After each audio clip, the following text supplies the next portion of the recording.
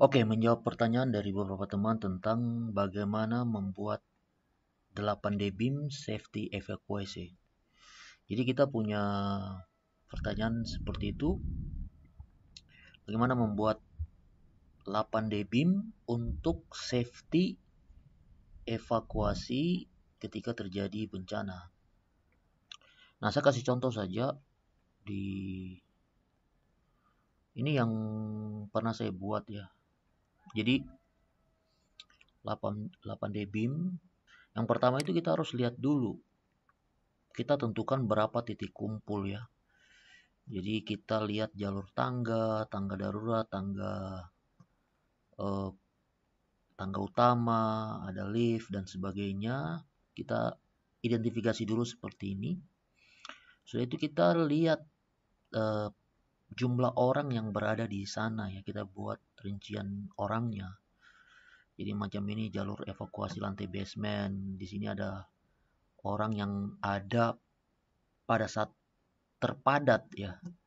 Jumlah orang pada saat terpadat, waktu terpadat, ini ada di toilet adalah 9 orang, di toilet pria ada 7 orang, ruang panel 2 orang. Jadi kita bikin seperti ini dulu. Terus kita bikin juga people position, kita taruh orangnya. Kita sebar orangnya di area yang kita mau taruh. Seperti ini di lantai basement kita sebar orangnya ya. Seperti ini. Terus di lantai 2 juga, ada lantai 1 ya, ini lantai 1. Kita juga bikin ya, dari ruang-ruang itu kita bikin secara kasar dulu, secara asumsi untuk jalur evakuasinya.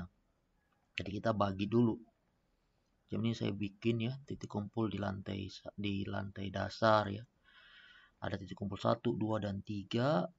Nah, dari lantai 1 itu bagaimana mereka keluar, karena seperti contoh di ruang kelas kiri ya, yang ini ya. Ini yang warna merah ini ada 30 orang. Kalau mereka keluar, mereka kemana? Menyebar kemana? Kalau mereka tidak diatur, maka ini bisa terjadi penumpukan dan kepanikan orang dalam jumlah banyak di lantai 1 ini.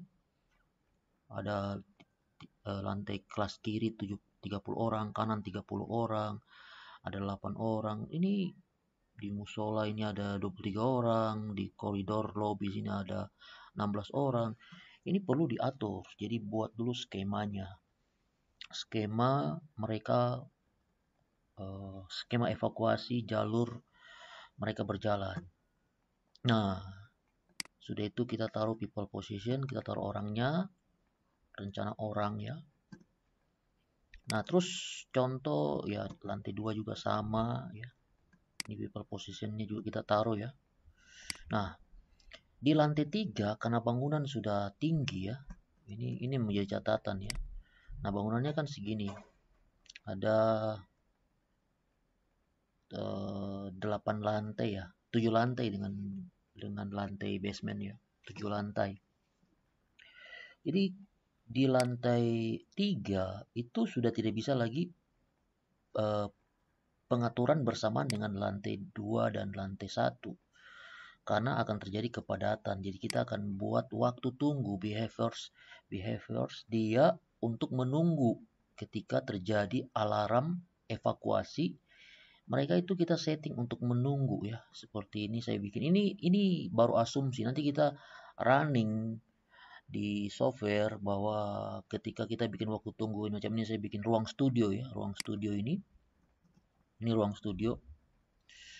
Saya minta dia tunggu 30 detik setelah alarm evakuasi.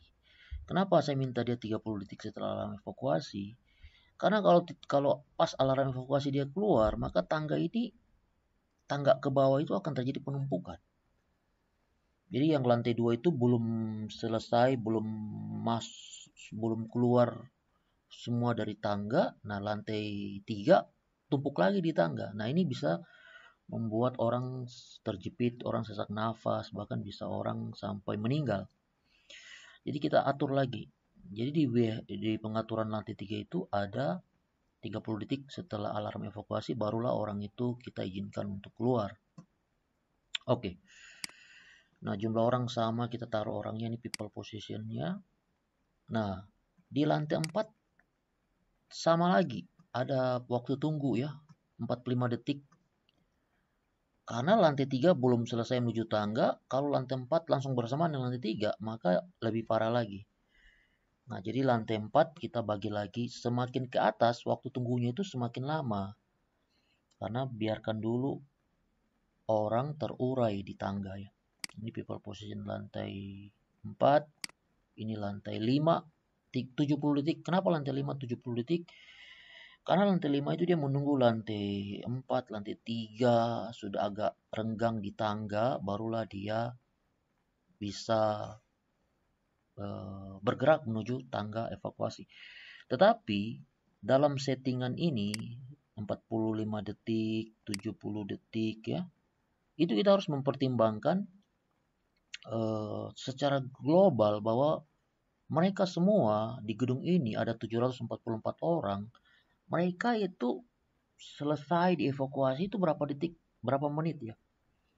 Semakin cepat semakin baik karena ada bencana, ada resiko yang menanti mereka ketika mereka membutuhkan waktu yang sangat panjang. Seumpamanya membutuhkan waktu 20 menit, 744 orang keluar dari gedung ini. Itu terlalu lama, nanti bisa bahaya ya, seperti umpama kebakaran, asap sudah mulai menyebar. Nah, saya juga bisa bikin simulasi asapnya. Ketika asap itu terbakar dan dia menyebar, itu tidak boleh lama-lama, manusia harus dievakuasi secepatnya. Jadi menentukan 70 detik, 45 detik itu juga nanti kita akan uji di software.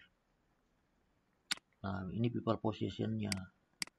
Jadi kita bikin dulu garis besarnya, benang merahnya dulu, baru nanti kita uji di software. Nah, sekarang saya uji di software ya. Kita lihat apakah yang tadi kita setting-setting itu mereka tepat atau tidak ya. Nah, ini saya coba scan-nya ini saya hilangkan dulu ya, mesh-nya. Nah, mesh.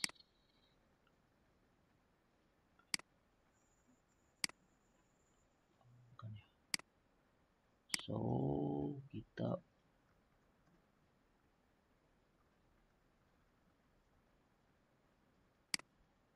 ini saya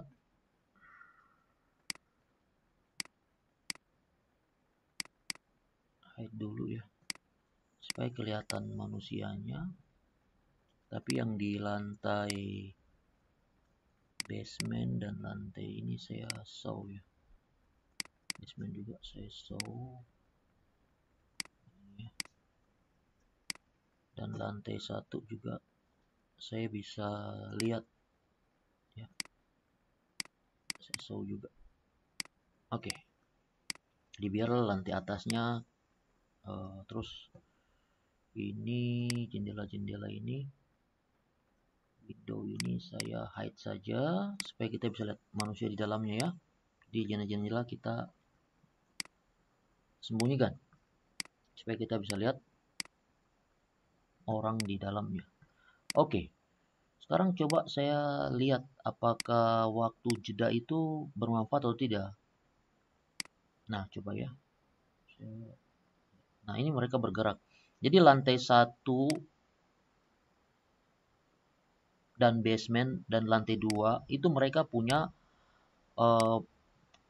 kesamaan dalam waktu yang sama untuk menuju evakuasi. Jadi ketika alarm evakuasi berbunyi, lantai basement basement, lantai 1 dan lantai 2 itu mereka bersamaan menuju tangga darurat, menuju jalur evakuasi. Jadi ini kan. Nah, kalau tadi 30 detik berarti yang lantai 3 sudah bergerak. Karena waktunya yang saya bikin 30 detik. Nah, teman-teman lihat. Ini yang lantai 2 saja belum selesai dievakuasi. Lantai 3 sudah bergerak. Lantai 4 juga 45 detik sudah bergerak. Kenapa saya bikin begitu? Masih ada jarak. Jadi mereka masih membutuhkan waktu jarak menuju tangga evakuasi. Jadi masih bisa ditolerir ya. Nah, lihat. Yang dari ini belum habis.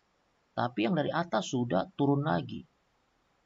Kalau saya bikin waktu tunggu terlalu panjang, maka tidak bisa mencapai waktu yang singkat secara global untuk mereka meninggalkan bangunan itu sudah kosong ya.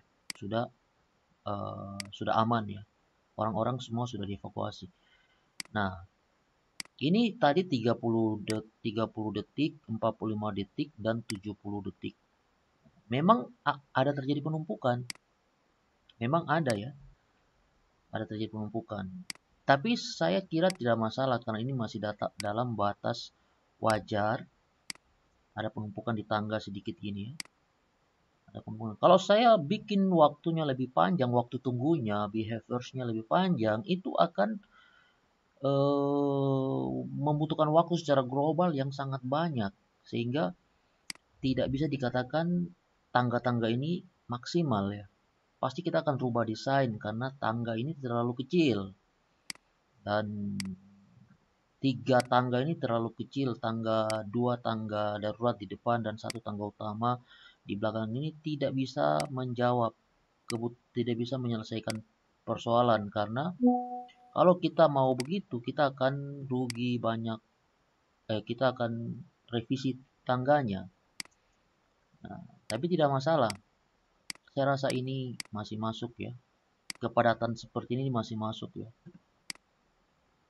Nah, itu sebabnya ketika arsitek merancang tangga ini, dia harus mempertimbangkan jumlah manusia yang akan lewat. Itu tidak semudah yang kita tentukan tangga saja sembarangan, luasan tangga sembarangan. Itu tidak segampang itu. Itu harus kita pertimbangkan dan kita analisis ya. Karena terjadi penumpukan. Kalau terlalu kecil, maka jumlah waktu yang dibutuhkan untuk evakuasi terlalu panjang. Maka ketika bencananya adalah kebakaran, orang bisa mati dan orang bisa terjebak di dalam asap ya, orang menghirup asap dan orang bisa banyak yang bisa jadi korban.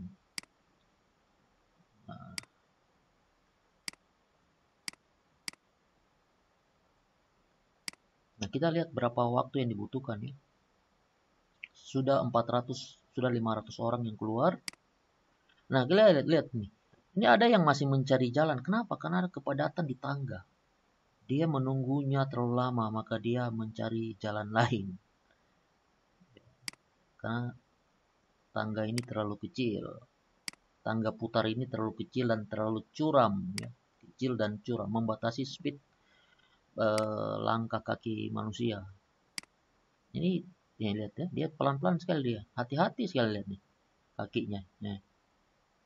Nah, bahaya dia, lihat. Ini tidak bisa. Padahal saya sudah setting langkah kakinya itu 1 detik 0,5 meter atau 1 detik 50 cm.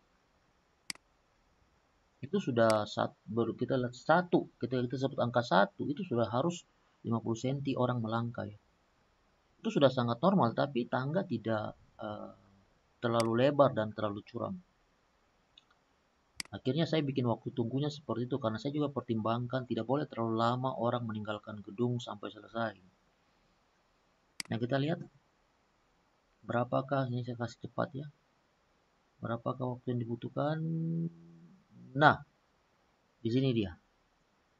Waktu yang dibutuhkan adalah 334 detik.